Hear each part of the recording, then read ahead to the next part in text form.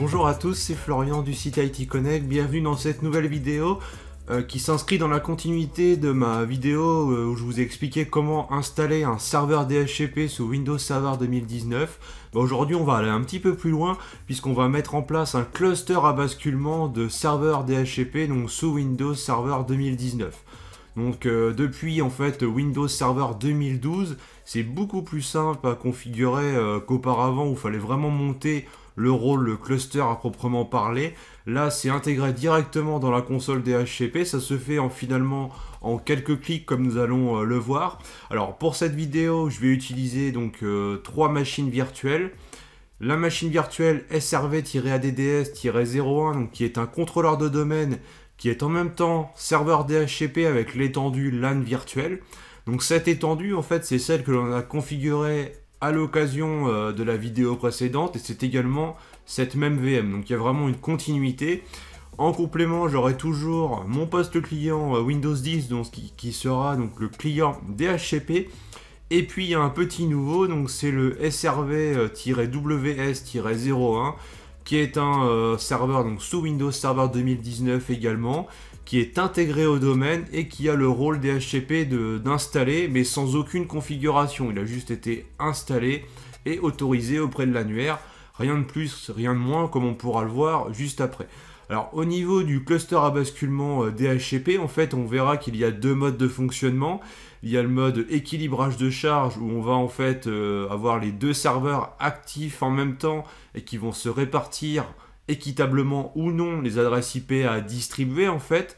Et on a le mode serveur de secours où là on a un serveur actif et un serveur passif.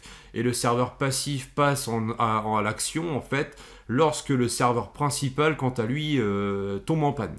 Alors maintenant qu'on a planté le décor, je vous propose de passer sur les machines virtuelles pour faire un petit état des lieux de point de départ. Me voilà connecté donc sur le serveur DHCP qui est déjà actif en fait comme on peut le voir ici.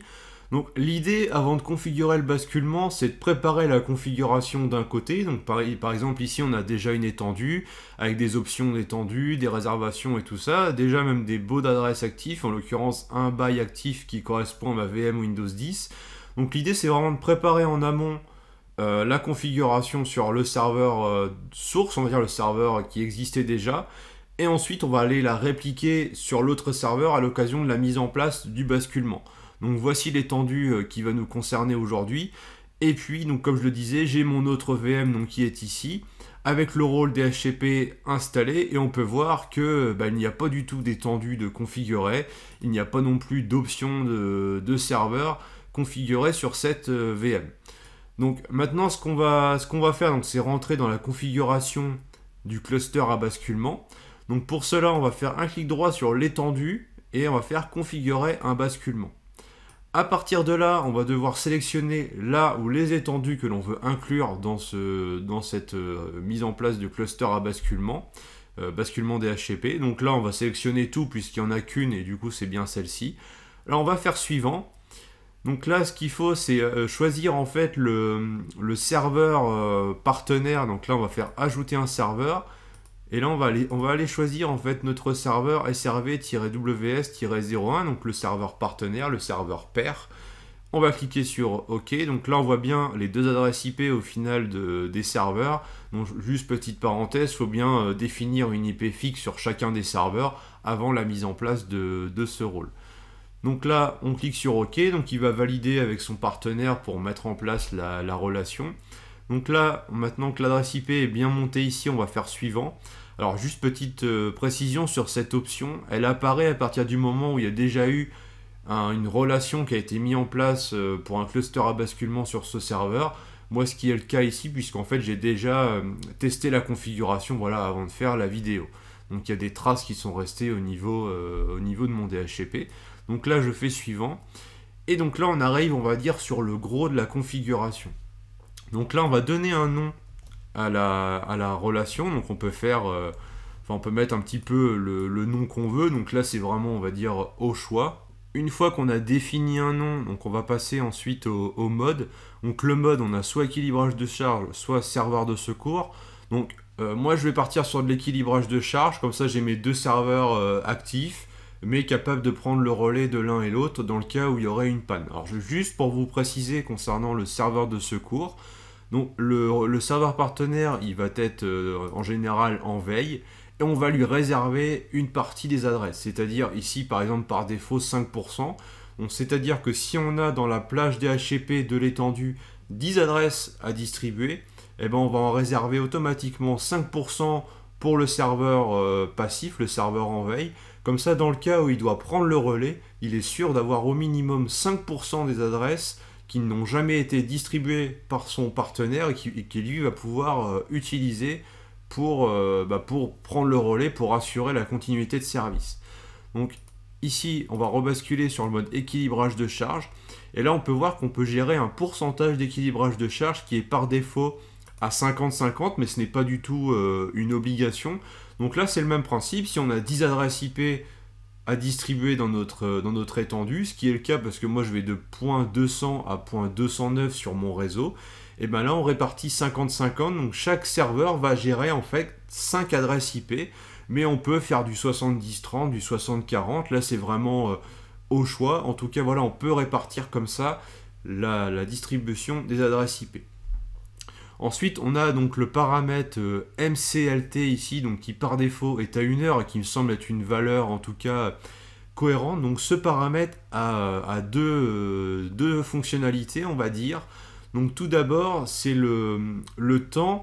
Donc par exemple, si le serveur principal, on va dire, ou le premier serveur tombe en panne, le partenaire, au bout d'une heure, il va considérer que la panne est plus longue que prévu sur l'autre serveur, et donc il va se dire, au bout d'une heure, je récupère l'intégralité de la gestion de l'étendue. Donc c'est-à-dire qu'au lieu de passer à 50% de la gestion de l'étendue, il va récupérer l'intégralité.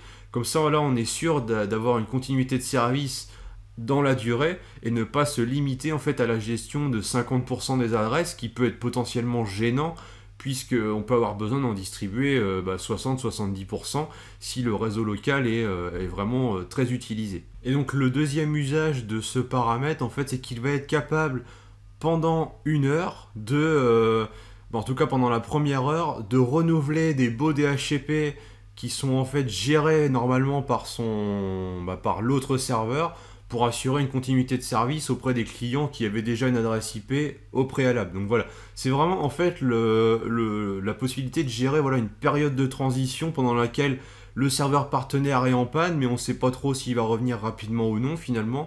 Donc on assure quand même la continuité de service, mais si on voit que c'est trop long, finalement là on prend vraiment le lead sur l'intégralité de l'étendue.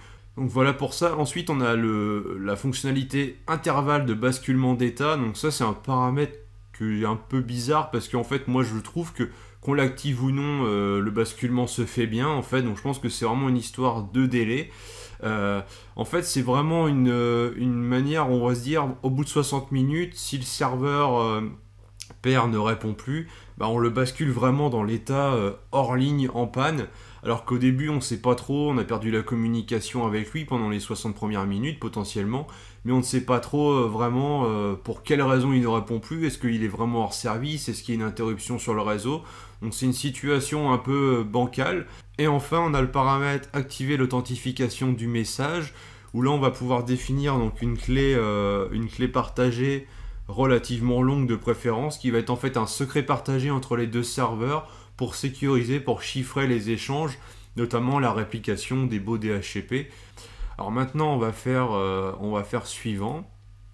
Et donc là, on a un petit résumé en fait. Donc il suffit ensuite de cliquer sur terminer. Donc là, la configuration s'est mise en place. Donc si on a bien réussite à chaque fois et un joli réussite à la fin, donc c'est que tout va bien. Le basculement est désormais en place. Donc on peut cliquer sur fermer.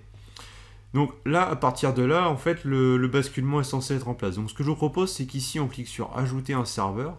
Et comme ça, dans la console, on va ajouter le deuxième serveur pour pouvoir le gérer directement d'ici. Et puis, sans avoir à basculer d'un serveur à l'autre. Donc là, il apparaît bien dans ma console. Et si vous vous souvenez bien, mon serveur qui à la base était vierge, et normalement ici, on devrait voir l'étendue, voilà, LAN virtuelle qui est arrivée. Il a bien récupéré également les baux DHCP, sachant qu'ils sont toujours ici, donc il y a vraiment une synchronisation entre les deux au niveau des baux DHCP. On a bien également ma réservation et mes options détendues. Donc là, on peut dire que le cluster est en place. D'ailleurs, on peut le vérifier en faisant un clic droit sur l'étendue ici, afficher les statistiques. Et là, on peut voir qu'il y a donc des statistiques sur le nombre d'adresses utilisées et disponibles, ainsi que la répartition par rapport aux deux serveurs. Alors avant de tester le bon fonctionnement de notre cluster à basculement DHCP, je voulais vous montrer une autre option, donc c'est répliquer l'étendue ici, qui va permettre en fait de forcer la synchronisation du serveur depuis lequel on clique sur l'option vers le partenaire. Alors pourquoi c'est utile? Parce qu'il faut savoir que quand on met en place le basculement, donc il y a la synchronisation des baux DHCP, mais par exemple si ici je crée une réservation, elle ne va pas être synchronisée sur le serveur partenaire. Donc ça c'est vraiment un point à prendre en compte, un point important. Donc si on crée une réservation depuis un serveur, il faut ensuite penser à répliquer l'étendue pour répliquer les changements sur l'autre serveur, parce qu'il n'y a pas de réplication automatique. Alors en fait, il existe un petit outil qui s'appelle DFACS. Alors malheureusement, il était hébergé sur le site TechNet Gallery, mais qui maintenant n'existe plus, et il n'a pas encore été republié sur GitHub par exemple. Donc je vous mettrai le lien dans la description de la vidéo au moment où il sera disponible. En tout cas, j'avais déjà fait un tutoriel sur ce logiciel, qui en fait est un petit script qu'on va mettre en tâche planifiée sur un des deux serveurs, qui va permettre en fait d'aller répliquer les informations à intervalles réguliers. Donc voilà, ce qui permet indirectement de mettre en place une synchronisation, on va dire, automatique entre les deux serveurs. En tout cas, sinon, il faut penser, quand vous faites une modif, à aller faire répliquer l'étendue pour envoyer les changements sur le partenaire. Alors attention, si vous faites une modification sur le premier serveur, mais aussi sur le deuxième, quand vous allez envoyer du premier vers le deuxième, il va tout écraser de l'autre côté. Donc il ne faut pas faire des modifications sur les deux. Il faut prendre le réflexe en fait de modifier sur un seul serveur. Et ensuite, on a également l'option annuler la configuration de basculement. Donc si je fais ça, en fait, il va reprendre le lead. Mon serveur depuis lequel je fais ça va reprendre le lead. Donc il va reprendre pour lui tout seul l'étendue. La configuration va se supprimer sur le serveur pair. Et on va reprendre le fonctionnement de serveur DHCP, on va dire autonome, en tout cas pour cette étendue. A l'inverse, si je fais l'opération depuis mon serveur partenaire, donc là c'est lui qui va récupérer la gestion de l'étendue et elle va être supprimée du serveur sur lequel à la base on avait créé la configuration. Alors maintenant je vous propose de finaliser cette vidéo par un test concret.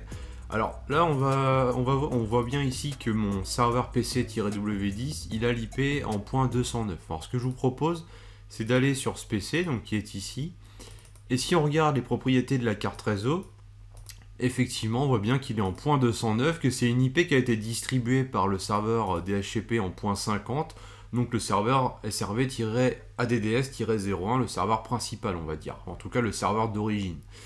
Donc maintenant, ce qu'on va faire, c'est qu'on va, on va libérer le by DHCP. Alors pour ça, on va faire un ipconfig/release. Et donc à partir de là, l'adresse IP n'est plus sur la carte du serveur, enfin du PC, pardon. Et normalement, dans la base de données, ici, elle a disparu. Donc voilà, donc là, le by DHCP a bien été relâché. Donc le serveur à l'origine qui gérait